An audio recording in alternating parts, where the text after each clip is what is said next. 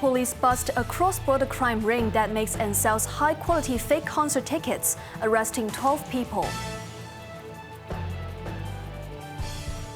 Australian police have arrested 5 minors after a Chinese student was seriously beaten up in a group attack in Tasmania. And Wakesurfer Harry Cheng adds the 4th medal to Hong Kong's chart in Chengdu's World Games.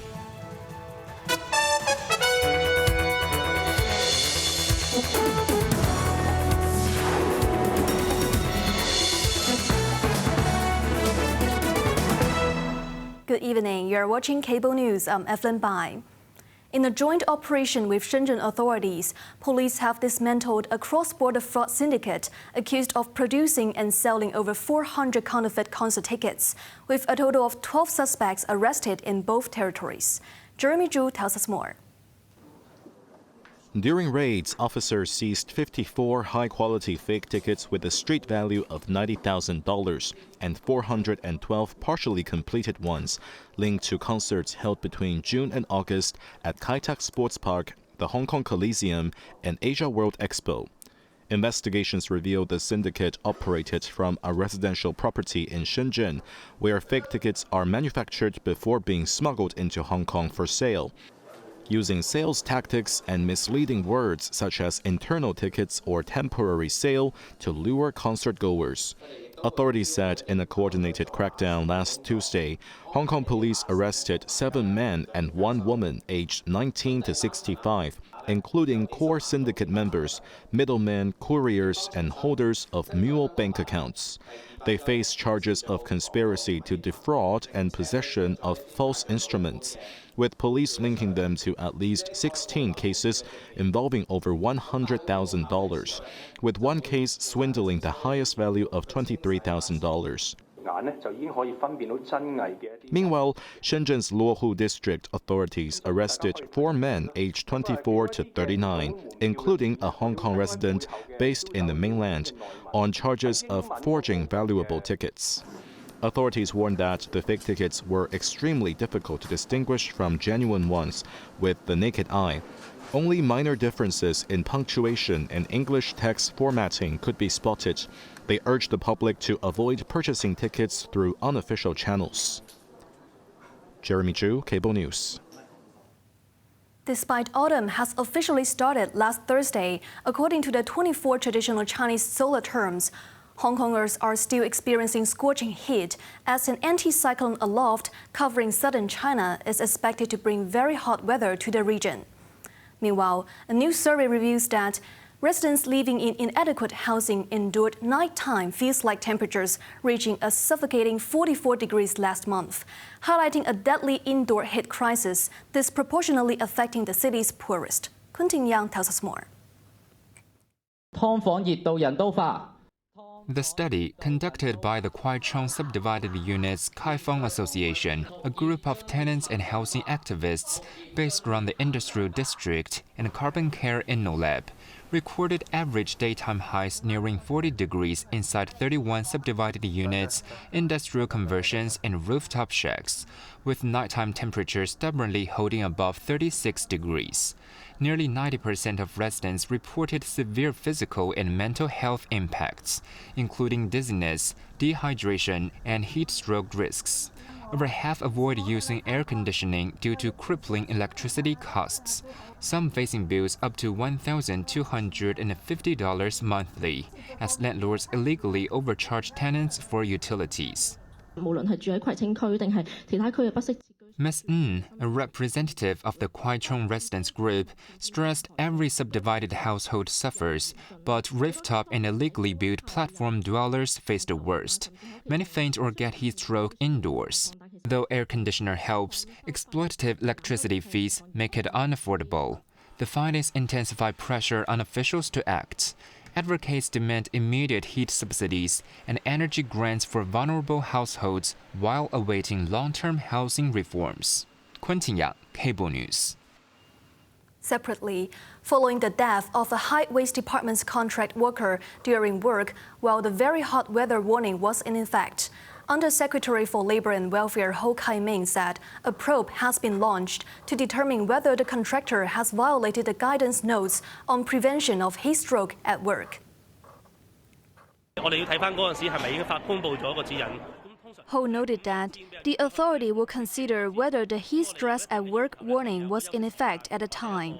Normally, an amber alert might be issued during hot weather, which requires specific measures such as appropriate rest periods and cool drinking water provision. He emphasized that all contractors and companies must follow the Labor Department's guidelines, taking appropriate measures for workers to cope with extreme heat. The 63-year-old worker collapsed while cleaning on a pedestrian bridge in Wangtai yesterday and was later certified dead at a hospital. A local mental health concern group warned that the combined impact of social unrest and the pandemic has led to a rise in emotional health conditions in Hong Kong. It also highlighted a strong link between suicide cases and psychiatric disorders, including depression, urging Hong Kongers to adopt healthier lifestyle habits. Jeremy Zhu shares more. Mental health and suicide issues in Hong Kong have attracted much attention in recent months. A government-commissioned study conducted by 2 local universities in 2011 found that, on average, 1 in 7 Hong Kongers suffered from a mental health disorder. Taking to the airwaves, Chan Chong-mao, convener of the Hong Kong Mental Health Council, stated that over the past decade, residents have endured social upheaval and the pandemic, compounded by the pervasive influence of technology on daily life, fostering unhealthy habits. He estimated that the prevalence may now be as high as 1 in 5. He also expressed concern over a troubling study, which found that teenage girls who died by suicide used their mobile devices 70% more frequently than their peers, underscoring the double-edged nature of technology. Last year, the SAR's suicide rate reached 15.1 per 100,000 people, the highest since 2003. Chen revealed that their research indicates 80 to 90% of suicide cases are linked to mental illnesses, raising fears that without greater attention to mental well-being, the suicide rate could continue to climb. He advised remediating poor lifestyle habits such as ensuring adequate sleep, regular exercise, and spending time outdoors in sunlight, while avoiding smoking, excessive alcohol, and smartphone overuse to help reduce the risk of developing mental health conditions. Jeremy Zhu, Cable News.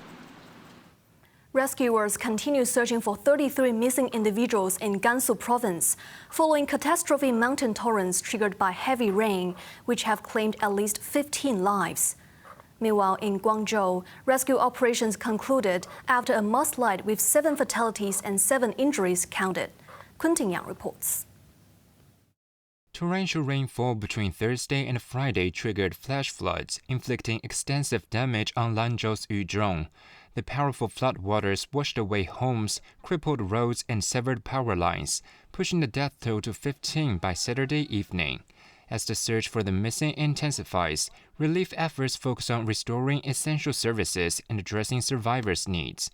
As of Sunday morning, roads shattered by the mudslides in Yuzhong reopened after a massive operation involving more than 700 workers. Power was fully restored overnight Saturday. President Xi Jinping has urged all-out search and rescue efforts, as well as flood control and disaster relief work, allocating 100 million yuan for disaster relief in Gansu. Meanwhile, Vice Premier Zhang Guoqing toured devastated villages, urging all-out efforts in the search. Separately, in Guangzhou's Baiyun district, the final victim from Wednesday's landslide has been recovered, concluding rescue efforts with 7 dead and 7 injured. Firefighters observed a moment of silence upon retrieving the last body. The mudslide, caused by days of heavy rain, had earlier prompted the evacuation of 3,371 residents. Quentin Yang, Cable News. A Chinese student brutally beaten by a group of minors in Tasmania, Australia, has been stabilized after emergency surgery for life-threatening head injuries. China's Melbourne consulate has confirmed. Quentin Yang reports. The 33-year-old victim was set upon by approximately 20 teenagers at a shopping center in Hobart, the capital city of Australia's state of Tasmania, while picking up his wife from work. Security camera footage shows youths first throwing rubbish at his car before swarming him, punching his head repeatedly despite guards' intervention. He lost consciousness within 30 seconds. Suffering skull fractures, brain hemorrhage, and facial injuries, the foreign student underwent intensive neurosurgery and spent over 30 hours in critical care. While no longer in immediate danger, he remains frail and needs further reconstructive surgery and neurological assessments next week, the consulate confirmed. Tasmanian police arrested all suspects, with 4 boys initially detained and 2 girls later surrendering.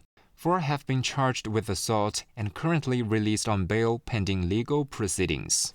China's consulate blasted the vicious assault and demanded Tasmania severely punish perpetrators while protecting Chinese citizens.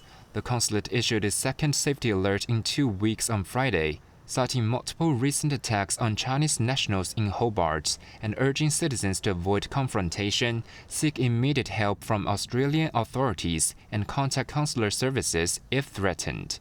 Quentin Yang, Cable News. London has seen continued protests against the government's decision to designate a pro-Palestinian group as a terrorist organization, with more than 470 arrests made. Hundreds of demonstrators gathered near Westminster, holding signs condemning genocide and expressing solidarity with Palestine.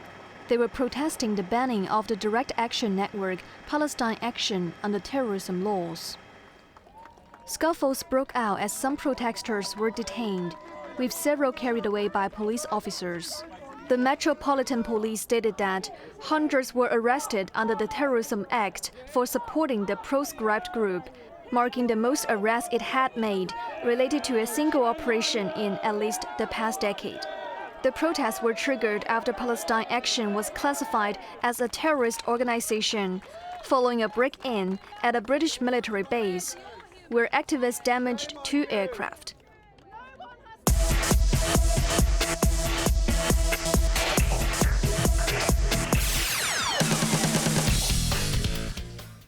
The city's athletes keep up their momentum in enriching their medal collection at the World Games in Chengdu, with debutant Harry Cheng snatching a bronze in the new men's Wakesurf skiing events.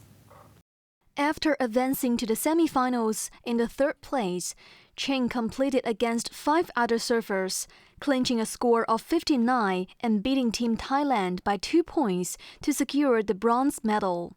So far, Team Hong Kong has bagged a record-breaking 3 gold medals and 1 bronze medal this year. Amid the height of summer when lotus blossoms reach their peak, a hidden gem in the county of southwest Guizhou province is now weaving nature, culture, and spectacle into an unforgettable summer experience, with dazzling parades and lantern-lit nights fueling rural revitalization. Let's take a look. Jiaodi National Wetland Park in Guizhou's Anlong County has been transformed into a vibrant stage for festivities, as the county's Lotus tourism season kicked off in late July, running through early October. Visitors can stroll through endless lotus ponds while immersing themselves in ethnic traditions, from tie-dye and ethnic costumes to folk performances, including a parade with a total of 27 ethnic minority groups participating, as Anlong is located in the Qianxinan Boyi and Mel Autonomous Prefecture, home to 35 ethnic groups. Every county sends their own team to join the parade, wearing their unique ethnic costumes, which left a deep impression on me. The groups from different townships also showcase their distinctive characteristics, said a local resident. As dusk falls, the wetland park ignites with a lantern show, featuring large themed lantern displays and more than 300 distinctive smaller lanterns.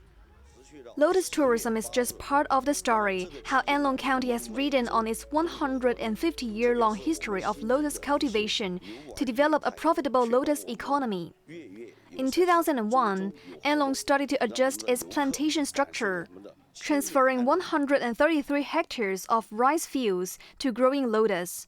Now, with over 200 hectares of lands dedicated to growing lotus roots, the county has an annual turnover of 15 million yuan from producing lotus roots. Apart from lotus root products, different parts of a lotus can also become a versatile ingredient in an array of dishes, such as this unique dish, deep-fried lotus wrapped in egg batter.